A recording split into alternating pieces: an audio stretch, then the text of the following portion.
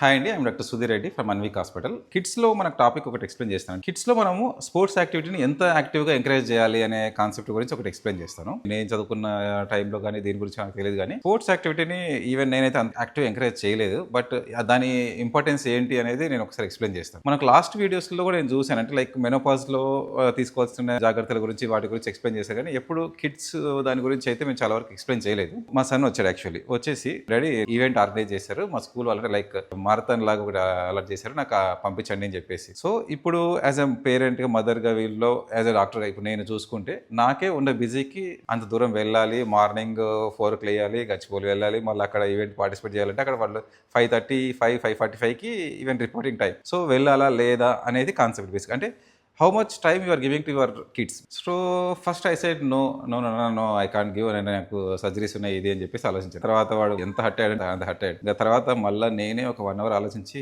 వెళ్దామా వద్దా అనే టైంకి సరే ఇక పోస్ట్ పోన్ సర్జరీ, సరే మార్నింగ్ ఉన్న surgery just postpone it. As a పేరెంట్గా నేను అందరికీ చెప్పేది ఒకటే, నీకు మళ్ళీ ఆ టైం రాదు. వాడు అడిగినప్పుడు if you are giving time and if you are spending with them, ఆ టైం నువ్వు మళ్ళీ ఇవ్వలేవు. మా వైఫ్ చెప్తా ఉండే యాక్చువల్లీ ఏమంటాడు అంటే, నువ్వు your pampering too much basically, వాడికి ఏది కావాలంటే అది ఇస్తున్నావు అది అని చెప్పేసి. అంటే లైక్ ఫుడ్ హ్యాబిట్స్ దగ్గర దీని దగ్గర don't pamper. If your kid is asking for something, any sports యాక్టివిటీస్లో కానీ దీంట్లో కానీ, ఒక యాక్టివిటీ స్కూల్లో కానీ దీంట్లో జరుగుతుంది అంటే make sure that they attend that activity. దానికి ఇవ్వడం కోసం నీ సైడ్ నుంచి నువ్వు ఎంత ప్రయత్నం చేయాలో, ఎంతవరకు ఎఫర్ట్ ఇవ్వగలగాలో అంత ఎఫర్ట్ ఇవ్వండి. ఎందుకంటే once you cross that time then you can't give that time to your kids బేసికల్.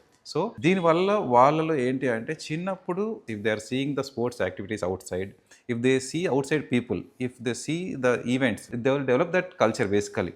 Okay, these are the events happening outside, this is the life going on outside. So ఆ ఏజ్లో వాళ్ళు తెలుసుకోవడం అనేది చాలా important. చాలా వరకు మనం ఏంటంటే మనకున్న బిజీ లైఫ్లో దీంట్లో మనం దీన్ని చాలా వరకు అవాయిడ్ చేస్తూ ఉంటాం. సో నా advice, make sure that kid is asking for something like sports activity and like any activity which is encouraging to brain or which is encouraging to his body, make sure that it should be attended and you give specifically time for that basically. That's my advice. Okay, thank you.